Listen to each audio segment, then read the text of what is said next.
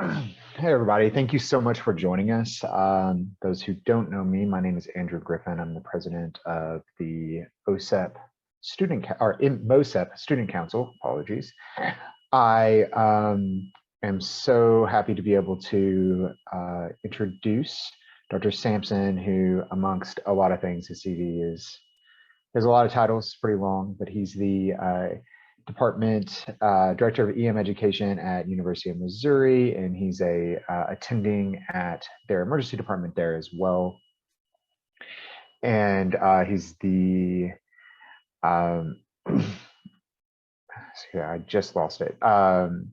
He is the assistant medical director for their EMS service there.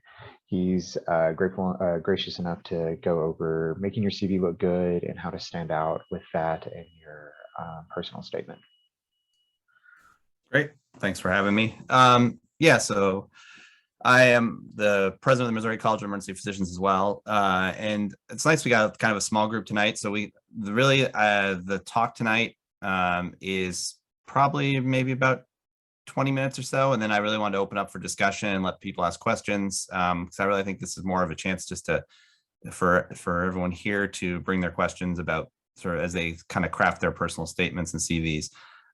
Don't know where kind of everyone sits in their medical school career. So, I mean, this is kind of where for just our fourth years, they already applied. This is really for as you're coming up to kind of give thought as you begin to think about ERAS applications in the future. So I will start my slides.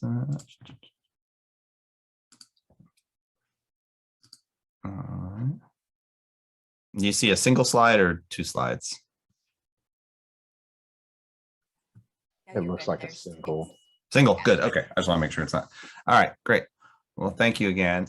Just to give a little background of my background, where I am. So I have been in residency leadership for probably almost a decade. I was an associate program director at WashU, and then when I joined the University of Missouri in 2013, I also served as an APD or associate program director, and then became the program director of the residency there.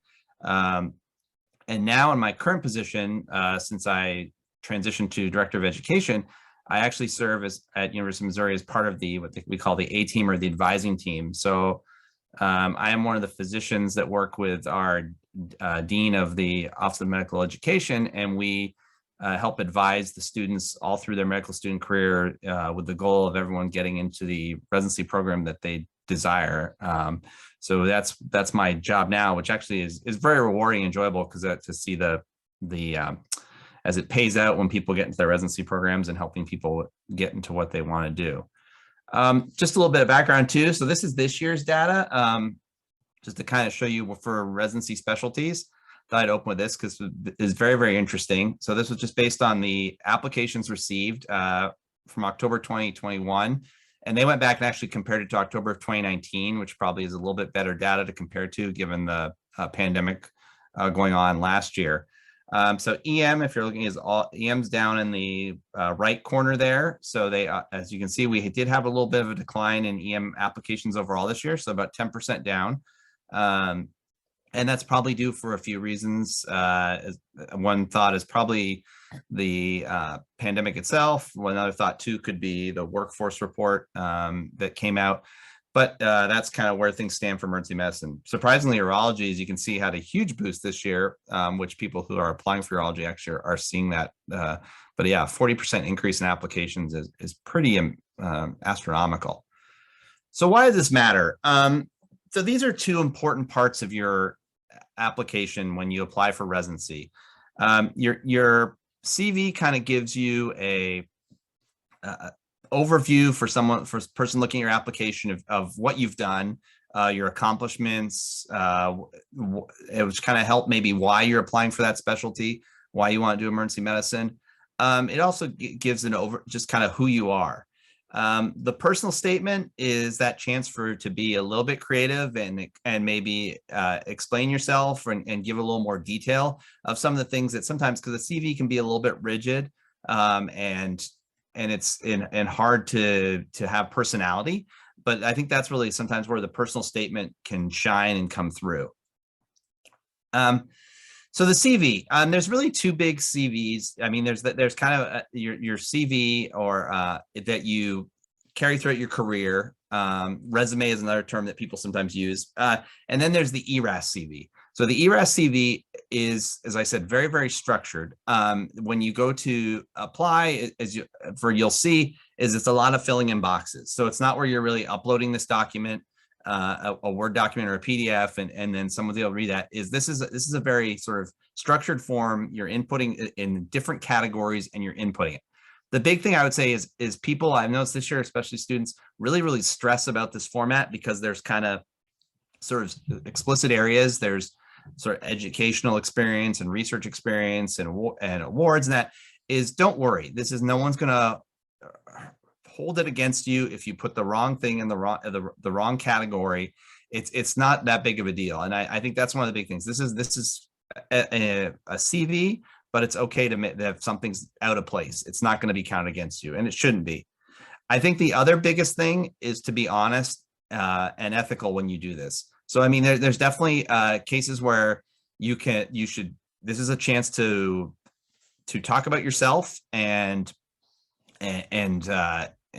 advocate for yourself, but you also want to be honest. You don't want to be lying. You don't want to exaggerate things. And there's cases where this has happened, and this can have long-term implications. So, I mean, if by putting something that's false or unethical on there, this could harm your career. Actually, my earliest research I got into when I was in residency was a case where this happened. It was a student who put on an application for their residency application that they had played hockey, professional hockey. And this is, so dating myself a little bit, this is back in the this was around 2003, or even actually a year prior to that. And so there was not as much was out there on the internet and all these resources, and there weren't a lot of documents uploaded, but it was an easy thing to verify because anybody who's ever played any form of professional or semi-professional hockey have to register with a players association. And the residency program went and verified this and said, did this person play professional hockey? There was no record of that. And it was then found out that person completely lied about that on their CV in order to have something that looked really impressive.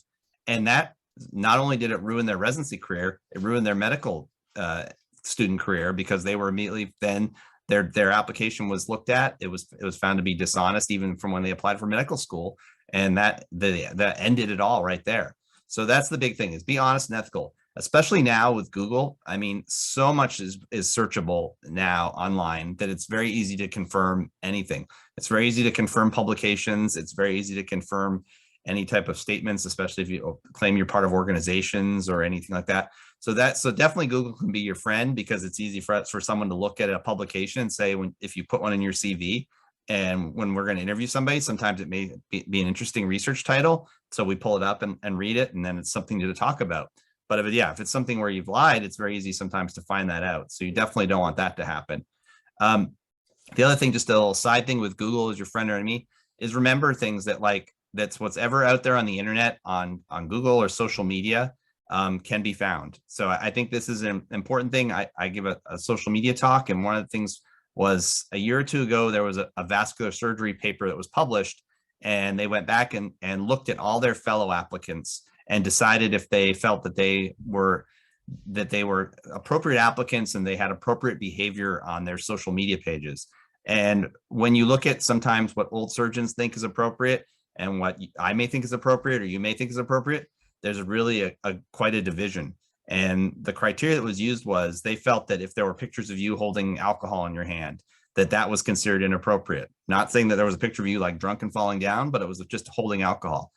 Or if there was a picture of you wearing a bathing suit or a bikini, they felt that was an inappropriate picture to have on social media. So some things that most people probably do not think is all bad, but these people thought that. Now, this paper just got skewered once it came out, because they were like, this is totally for people to criticize those type of behavior. And they end up having to not really, I don't think they retracted it, but they did backpedal and say that they made some errors when they did that.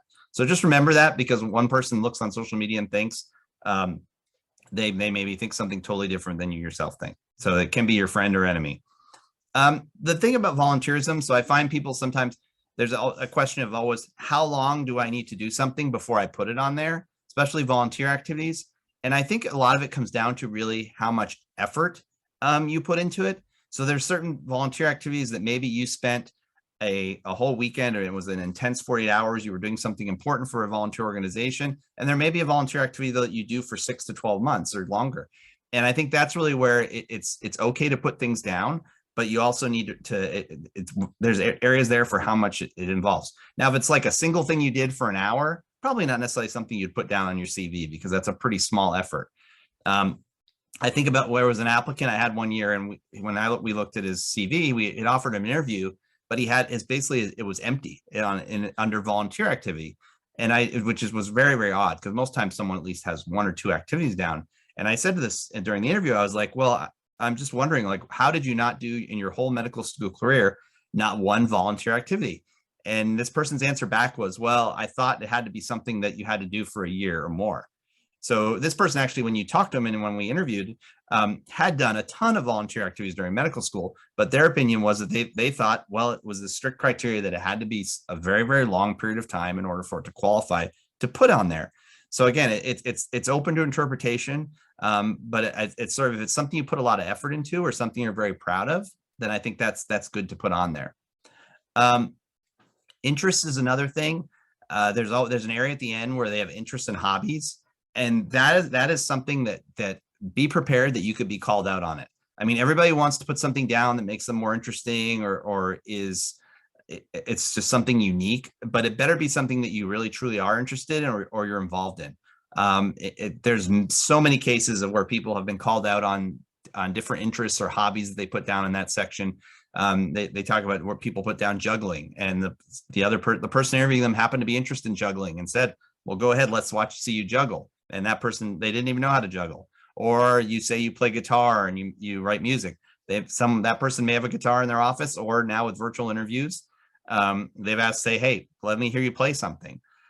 So again, it's always, understand you're trying to make yourself something to make you special, but it needs to be something you can either discuss or that you actually have done. So again, that comes back to being honest in the application. I think the hardest area now really is new experiences. So we've kind of seen a lot of there's much more social media, people posting blog postings, people writing for websites. There's a lot of electronic media now that comes out. There's not necessarily, it's all peer reviewed research. And really we've found, I mean, speaking from the promotion process, medicine is very slow in catching up to this. And I think that's where those are still important, because there's so much more. I think about, like, during COVID, I've authored countless articles for an online site that was peer reviewed, but that's not something, it's harder where that fits in nowadays in the traditional format. But find a place that can be under some type of research if it's somewhat if it has been peer reviewed, or there's just places. But make sure if you are doing those things to put them on there, so that way that people who are looking at your application can see that you've done it. So be proud of that too. In general, I would say, so you're going to have your ERAS CV, but you also need to keep a regular CV, because this is something that, depending on what your career, you'll probably need this for the rest of your life. Now, if you're just going to be if you're just going to do community-based medicine, you probably just need it through residency, and then when you apply, it's not as important. But if you're going to stay in academics, then your CV kind of becomes an important document that follows you over the course of your career. The thing about it is, start it now and keep it up to date. I find that this is one of those things that when it's really a big pain is when it comes time as you're applying for a job, or you're getting ready to apply for residency, and you've got to go back and catch up on years of CV and try and fill in things, especially if you've done a lot of work or you've got some publications. This is just a simple thing this is like a big long-term career advice. It's just updated every so often, updated every 6 months, or updated every couple months, or just go back and look at it and make sure it is, because it's just so painful. And I see this more in the promotion process, when it's been 5 years and they're trying to go back and remember everything they've done over the course of their academic career. And so it just adds a lot of extra time, and it could be saved by just keeping it simply up to date. Awards are just any awards you receive. That's another area that's on there. So remember, that's something to add. Courses, sometimes people have asked me before, is where do you put courses you've taken? So your medical school courses are contained on your MSPE with your dean's letter. But sometimes maybe you took a special course. There's ultrasound courses out there, especially with emergency medicine. There may be some weekend courses. There's our special education. I mean, the list is numerous. That is really there is a place on there to put that and put both on your paper, on your regular CV and in your ERAS application, because that's something special and that may show your commitment to emergency medicine. Is there was an ultrasound course that you took as a participant to learn more on ultrasound. So that's not just something that's in addition to your medical school education. And then hobbies and interests I already mentioned. This QR code here. So this goes to the AAMC site. You can find it looking at also Googling AAMC and CV. And that's really a great resource. I mean, the AAMC website is just awesome. I mean, they have for all sort of over the course of your medical student career, they've got lots of great information there. They break it down into doing your CV and ERAS. They also have a regular CV template just for the sort of paper CV that you would have or electronic CV. So it is definitely a good resource to use. Now moving on to the personal statement. This is kind of something that a lot of people start to work on in the summertime before they put in their application. So normally we're talking about you're just about to enter, you're finishing up your third year, you're about to start your fourth year. And this is kind of something that you start then. This is also something you could start thinking about at any point, probably more so in your third year, because this is really the chance, like I said, this is where you are going to show a little bit more personality. And this is why you want to do that specialty. So again, this is one page. This does not need to be extensive. And there was actually a recent sort of email thread among residency directors on how long should a personal statement be. And the majority of the people who replied back in the emergency medicine thread said it really should be about a single page. And that's because it's something easy to read. If it starts getting more than one page, I think people get bored by it. And so it's just the whole point is try and fit it on that single page, especially when it prints out. The weight of a personal statement really varies by program. So again, I said, this is something that kind of shows who you are. But when this sort of email thread started, there were people who said, I don't read the personal statement until the night before the interview. So already this that means your personal statement has played no role in whether or not you're going to get an interview at this program. All they're using it for is to learn a little bit more about you the night before the interview and maybe come up with some questions that they can ask that are more appropriate to you as that person. Some places read them all before they offer interviews, but you're not going to know that. So you have no idea because there's not really much transparency about that. Most programs are going to say like where your personal statement falls. But just again, remember, this may play a role in whether or not you get an interview. It may not. The big thing about it is you've got this really small space to kind of describe why you want to do that specialty. So for emergency medicine, it's like, why does emergency medicine resonate with you? Why is this the residency program you want to do? But the big thing I find a lot of people make an error on is you don't describe the specialty back to me. So you don't need to tell me that emergency medicine, you want to do emergency medicine because you see a bunch of different patients. You never know what's going to come through the door. There's lots of procedures to do. So I know what emergency medicine is. I've been doing it for 14 years. When I go to work every day, I know what I'm getting into. But really, why that works for you. So not just that all those things happen, but why do you as a person, why is it good for you that you see different patients all the time? Or why are the procedures, do you like doing procedures? So you got to personalize that. You want to make sure your personal statement is memorable in a good way. So you definitely don't want it to be something that's where you tell a really bizarre story or you do something strange with the personal statement. And that makes it memorable that they're like, oof, I don't want to interview this person. So again, it's something that maybe you tell an important story in your life or something that why you want to do emergency medicine, but again, something in a good way. And that really comes down to the standard format. So it should just be a few paragraphs in a normal sort of narrative form. This is not the time to make a haiku. This is not put it in a poem, make it song lyrics. I've seen all these before. So people have tried that. And I think the thing they're trying to do is they're trying to be unique and kind of stand out. But again, that goes back to being memorable in a good way. It's not, it doesn't make you memorable in a good way, because it just makes people look at it and be like, this is really strange. I'm a bit concerned about this person as an applicant, and often that may not help you get an interview. Again, personalize it. So it needs to be about you a little bit and why this is the specialty that you want to do. And then again, I think proofread. So many people, this is not where you want to have grammatical errors.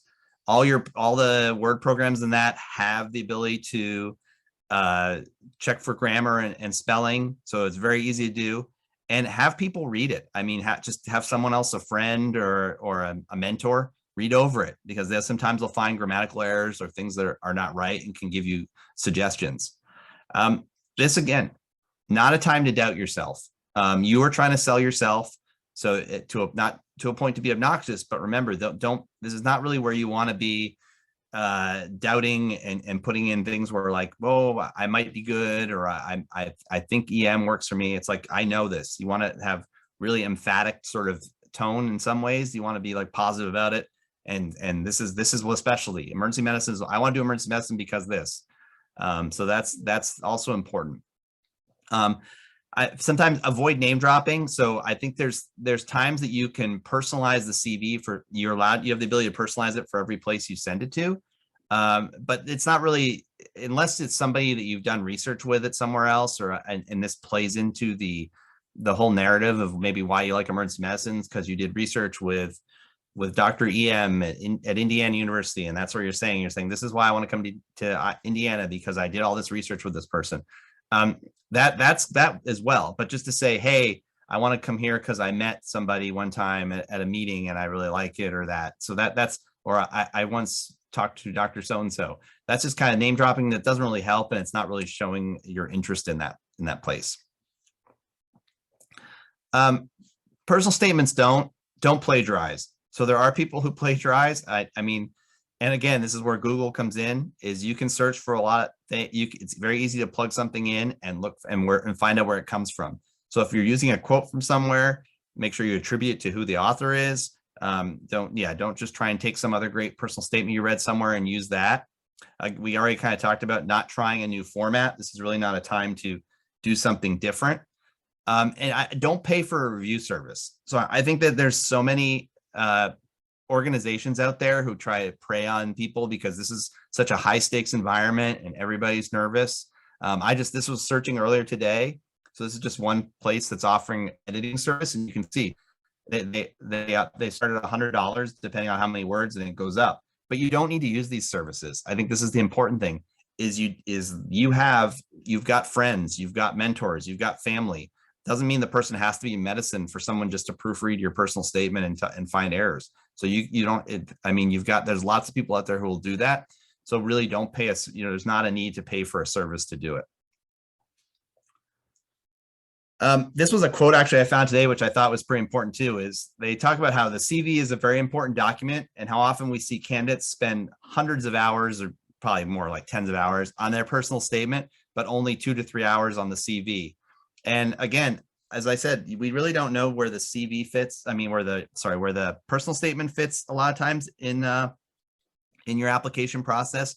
But most places are probably looking at your CV in the early phases of screening your application.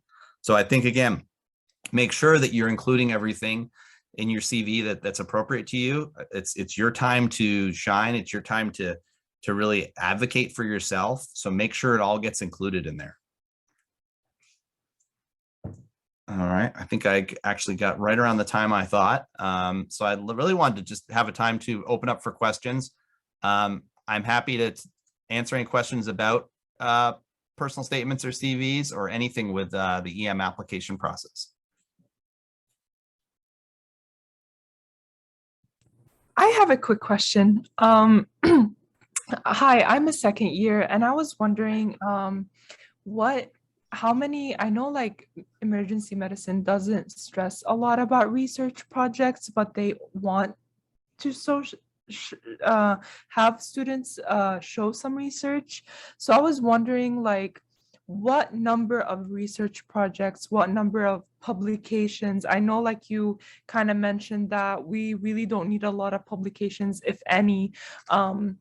But when I was looking at the AAMC website, it like averaged around 3 research projects and some presentations. And so like 2 or 3 presentations, or like average around that number.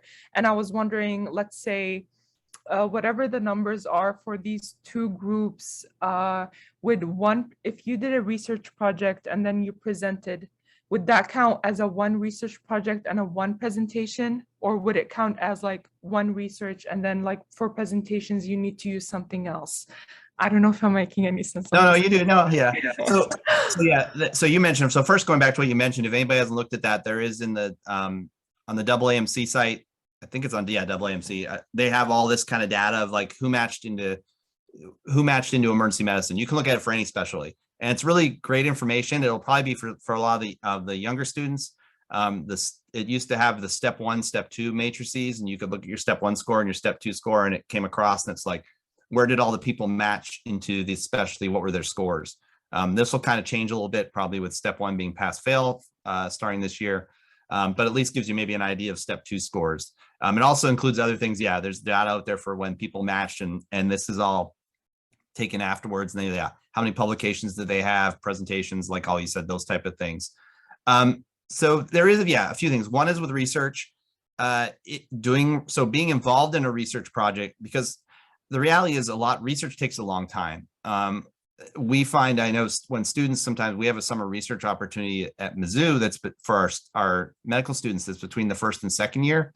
And sometimes it takes a while to get that project all the way to publication. One of our residents, Chris Yang, he was a summer student with us, and his project did not even get published until his 4th year. It just took that long to do the project, to get the data into a manuscript, and then to shop the manuscript around, and then revisions and all that before it got published. He may have actually already been applying, I think, for residency when it was accepted for publication. So really, you've got 2 separate areas you can talk about. So one area is doing research. So if you're involved in a research project that's ongoing or finished, is you can put you put that down. Now, a lot of times research may then get spun off and you present an abstract. And that's often sometimes in the early stages before you put something in for publication into a manuscript. And so that's a separate thing. So that actually, even in my CV, there's abstract presentations and then there's publications. So that would be something, you would put that down as a presentation, because it may be you presented it at your medical school research day, you may be at a regional meeting, a national meeting. So those are all, that's anytime that's being presented, that counts as something. So potentially, a research project could have 3 or more. You could have the research you did, you could have the abstract, you could have the manuscript itself in the end. So you should include all those things. It's just, it's just showing what it was. So then so then the reader understands that and realizes that that's kind of the stepwise progression of that research project.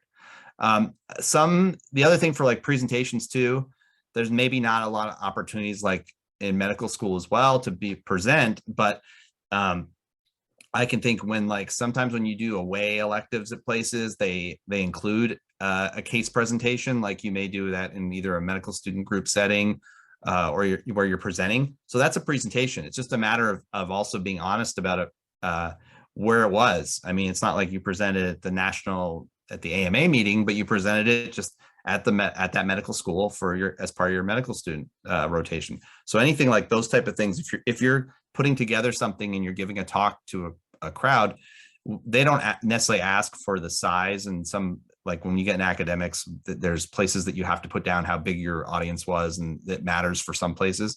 But you still can include that. And if you gave a presentation somewhere, so there are some opportunities when you're doing some sub-Is for that. All right. And so is there a specific number that they like?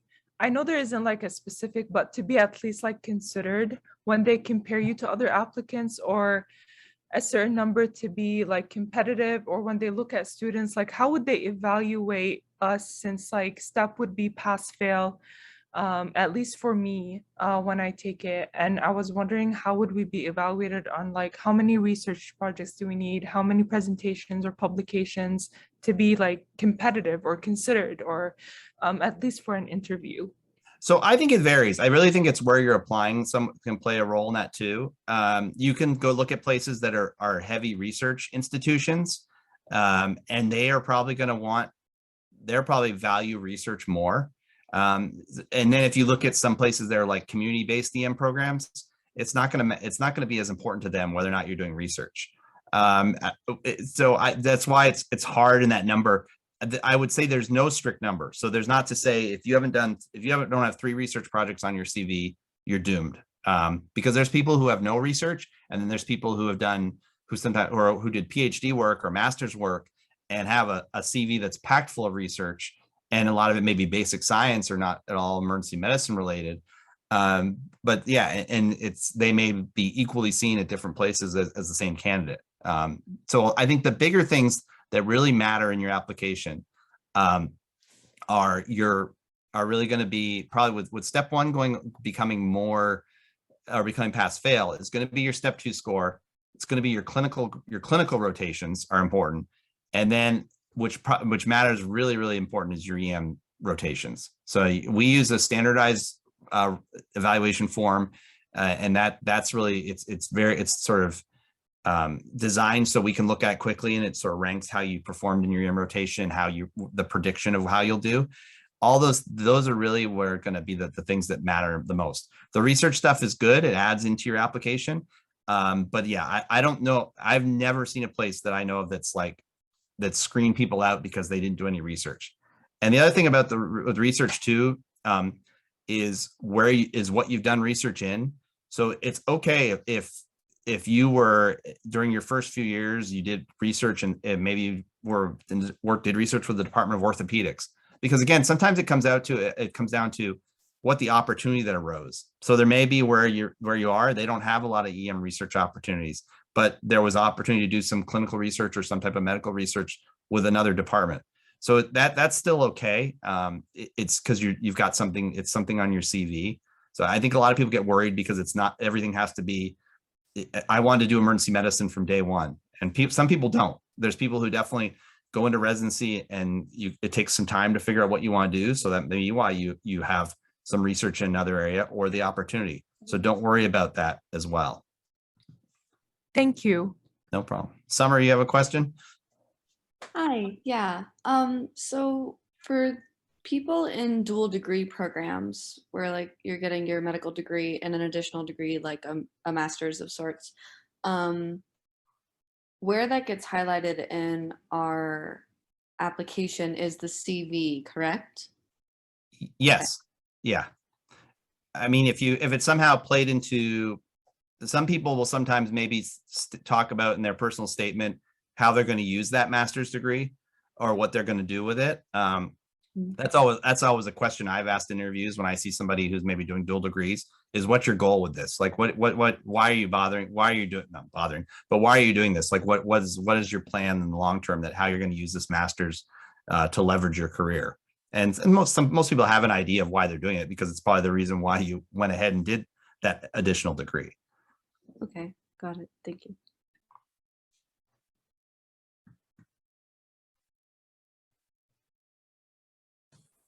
Hey, Dr. Sampson, I had a question as well. Yes, go ahead, JD. So going off on the research question, I know some of us who are taking step 1 as pass fail now are all a little bit concerned about sort of like how we have to ramp up our CV compared to how we normally would. So beyond research, like what kind of things do you recommend us getting involved in, or maybe cool things that we haven't heard about before, or what are some of the more interesting or eye-catching things you've come across? I know none of us want to just like put things on there just to put things on there. We want to do something we're passionate about. So anything you recommend that's like we might be missing? Sure. Yeah. I think with the pass fail thing, there's so much uncertainty. I don't think anybody really knows the answer yet of what's going to happen with that and how that's going to affect applications. I mean, everyone has opinions, and I mean, across any specialty, not just emergency medicine. I think it'll really be until I think the year that it comes your group going through now when you apply, how it really affects it. I think other opportunities is the EM interest group is one area that just gets exposure to emergency medicine. There's leadership opportunities. I mean, you often see people taking leadership opportunities. And I think that's a good thing. As it goes later on too, depending on what you're passionate about too, there are outside of your institution other opportunities. EMRA, the Emergency Medicine Resident Association, has a really active medical student group. So if there's policy or other areas, they've got opportunities as a student there. The Society for Academic Emergency Medicine, they have what's called RAMS. They have a student organization. And when SAEM puts on its annual meeting in the spring every year, normally it's in May, they use RAM students. And I don't know if offhand, I can't know if you have to pay your own way or they cover things. I suspect probably you have to pay your own way, but you kind of assist at the meeting. And sometimes it's just, you're assigned to different areas. You maybe crowd control or you're helping assisting at certain functions they're having. But that's another opportunity. It kind of gets you to a national EM meeting. And sometimes it's also giving you the opportunity to network. So you're at this meeting and maybe you're getting to speak to other program directors or other people in residency leadership. I view that too, that's one other incentive to sometimes do EM research, is even if it never makes it to the point where it's at a publication, if maybe you're presenting an abstract at a national meeting, you get to meet maybe some other residency leadership. One of our students this year, she was presenting at one of our meetings, and she really, really wanted to meet a program director.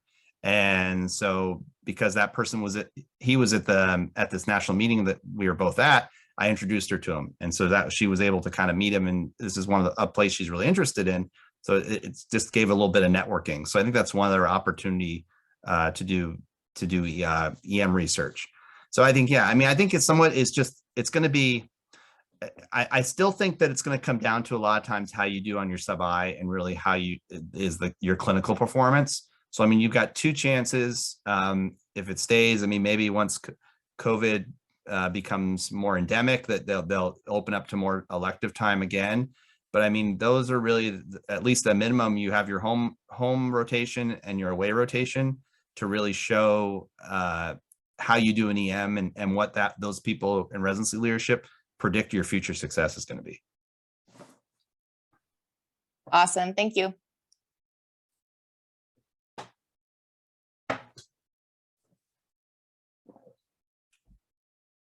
Any other questions? Yeah. So I was wondering, I'm a third year, and there's still some question about like away rotations and slows this year. I know that the current M4s got one away. And typically I know that they say one slow from your home and one away is good and a second away is great. And there's been a lot of talk about like getting a third letter from somebody else that would be like not emergency as you typically would. Do you have any thoughts on like where the best places to get those would be, or kind of just avenues for that? So we have the way emergency medicine works, to kind of go back to our evaluation. So we have what's called the SLO, standard level evaluation, and there you can see it online, the format of it. But as I mentioned earlier, this is like, I guess to break down how this form is, it's a 2-page form, and the initial sort of first page is a lot of demographic information. So it's when did you rotate, how many students get what's the grade distribution for all students, that kind of shows, does everybody who does an EM rotation get honors? So it probably shows it's a pretty easy grading place, versus is there a nice distribution of in the bell curve? And then also asks how many students rotated. And then the second page really gets into evaluation of you, and it's all in thirds. A lot of it's upper third, middle third, lower third. And it looks at things like your clinical competence, your compassion, how well do you work with a team, what's your prediction for success, and then where do you think this person would reside on your rank list? And then they also asked how you ranked everybody in the previous year too. And again, and then there's a small little narrative portion where sometimes comments are put that maybe it was feedback from how you did on the rotation. And then also maybe the description of that institution if some people aren't familiar with it. Now that's like the standard EM one. So that's what they use when you do your away and your home. They're often written now by a group. It's really going away from just a single person. It's more often the educational group writes that letter. But we've really expanded it out now. So because this thought was, and this really was a lot of it was response to COVID, was that they had created a non-EM rotation one. I'm blanking on what the name is, but so maybe you did a EM rotation in ultrasound or toxicology. So not really a true sub-I, but a sub-I in one of the EM subspecialties. Oh, the ASLO, thank you. So like EMS was another one. That is another one. It's kind of similar to the form, but a little bit different. And that was another used. This year we introduced the OSLO, which is off service. And that one has, the questions are a little bit different too. It's more geared towards someone who's not EM. And that really enables you to give it to anybody and like either a ICU rotation, or I'm trying to think other ones maybe. And they really, that asks specific questions more for someone who's not an EM, how they predict you did. And a lot of this is because these forms, I don't know, the narrative letters, I don't like them. I mean, they're just kind of, I find that surgery. So that's a good one. Surgery. Yeah. The people used to have to look for coded language in narrative letters. And this was such a nice thing because it really you could look at it and be like, this is how they really did. And I think this is the trend you're going to see as more specialties start going to it. So OB/GYN this year actually went to a similar form, and I think they adapted it from EM, that they're using this for their people who rotate now through. Because I think when you're reviewing these applications and hundreds of applications, it's a much quicker way than trying to read a letter and look for coded language. And like, because everyone had this sort of buzzwords that they put that meant you were in the top 10% or that you were there. So I think so now the OSLO enables you to give it to somebody else. So we're kind of getting away from anyone really having a narrative letter. Now, maybe if it's someone you did research with or someone who's been your mentor for a long time, they've known you and they might write a letter that's narrative that way. But yeah, these are kind of the forms that we use now. And CORD, so the Council of Residency Directors, they're the ones who design these. They're the EM Residency Director leadership group. And you can see, I think, templates for most of them on their website. There was one thing I was going to say about that too. Nope, I lost my train of thought. I'm sorry. But yeah, so I think but look at that and that'll give you a little better idea. You can also actually go in and like basically write up your own SLO just to see the template. Okay. Yeah. Because this is how I found out what was on the SLO. Was I went in and like whenever I sent it in to people, I went in and just actually like just filled in the box just to see, because it prints out a PDF that they then upload to ERAS. And so I actually just went in and just put in, Bumpkiss, but just to see what were my reviewers going to be, grading me by essentially. Yeah, it's not a secret. I mean, they're not trying to keep this nefarious, and they wanted you to know and you could probably, anyone that if you're on a rotation, they could tell you like what's the criteria. I did remember the other thing I was gonna say. So yeah, with the rotation rules, so the away and the home, a lot of that is based on COPA. So there's this coalition for physician accountability. And it's a large group that's consists of multiple specialties and multiple different areas of leadership in undergraduate medical education and also I guess residency education. And they kind of are the ones who set these guidelines, and they were the ones who suggested a single away right now during COVID. So again, yeah, once this, and they're also the ones who suggest the virtual interviews as well. So they set the recommendation that all interviews should be virtual. So that's where, and most people tend to follow these guidelines because, yeah, I mean, it's looking at out for the students, your best interest. So they'll probably, yeah, it'll be interesting what their guidelines are following COVID, how they decide. But yeah, this year their recommendation again was virtual. And they also talk about things like, yeah, repeat interviews or follow-up and things like all that stuff. But they're also another one, they're very transparent. You can look them up online. You can see all their recommendations. It's nothing behind a paywall or anything like that.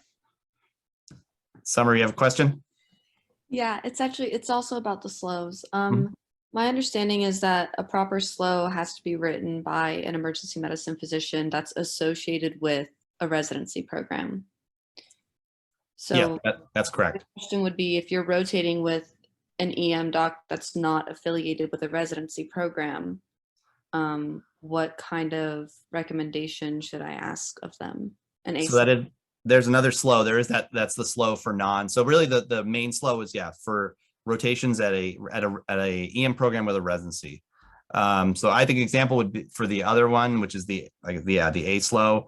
That's kind of falls into if you're a non-EM place, or if you're not a primary EM rotation. So yeah, I mean, I think for example, like some of our students at Mizzou rotated in Springfield. So they may do a rotation at Cox ED down there, but they're not a residency program. So it's just a faculty member.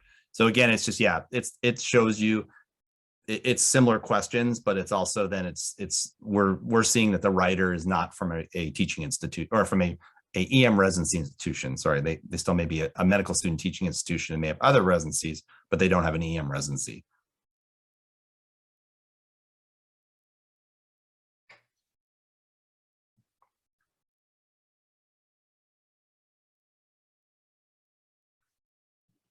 I'm midway through the application cycle, doing interviews and all that. And during this kind of time of all that, I think the majority of places that I went to had 2 A slows. So that's that is the non-residency, 1 E slow and an O slow.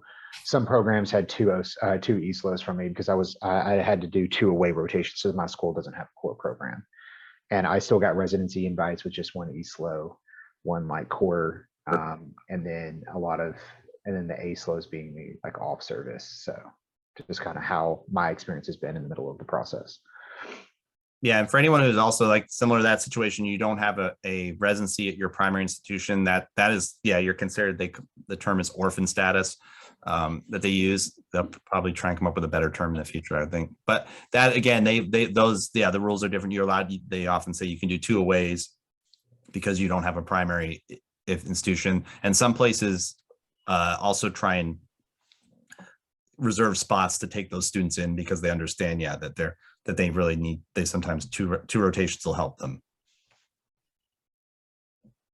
If I may add like an anecdote from my interviews, everything you said was 100%. I today got asked about an interest on my CV and actually asked to speak a language that I wrote on my CV. So definitely 100%. If you're putting in your CV or your personal statement, be prepared to talk about it, because they're like, hey, you speak Hebrew. Can you speak for us? Like 100%. So exactly what he's saying. Don't embellish over too much because they will ask about it. Because you never know who's going to interview you, what their interest is. It could be something similar thing. I talked about a sci-fi tabletop game with one of my interview people today, because he like goes to gaming shops and does it. And like we sat and talked about my interview with him. Out of my 10 minutes was 5 minutes talking about a board game. Yeah.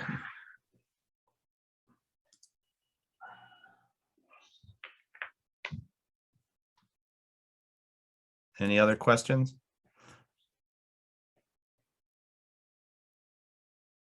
All right. I was curious for, Oh, yeah.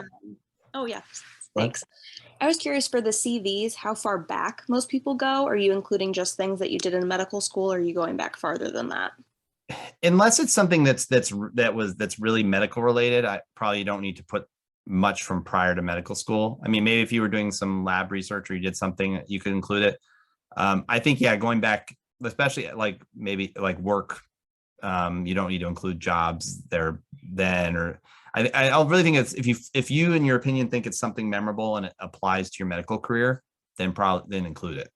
If it doesn't, I mean, I can think, for example, like myself, that prior to medical school, I worked in EMS for 3 years and I was a flight paramedic. So all those things kind of do play into it and played into my reason I wanted to do EM and interests. So I think that was something that I would include. If it was, I don't know, if you were just working at this job in college, then and it was just a job to get money during college, probably nothing. It wouldn't necessarily include it. Yeah, that makes sense. Thank you. I just have a quick follow-up question to that. So you mentioned it briefly, but like if you have like research that you worked on from an undergrad, is that kind of okay to include even if it's been published, like while you were an undergrad? Yeah, I would, because I find people do include, especially publications for sure. I mean, because it's a publication in your name. So I mean, you would put that in your career CV for the rest of your, if you're in academics, even though it's not necessarily in your area of focus, but it still is something that's published under your name. So yeah, I mean, be proud of that if it's something you did, and even and you did it prior to you did in college, then yeah, I would, or undergrad, I would include that. Awesome, thank you.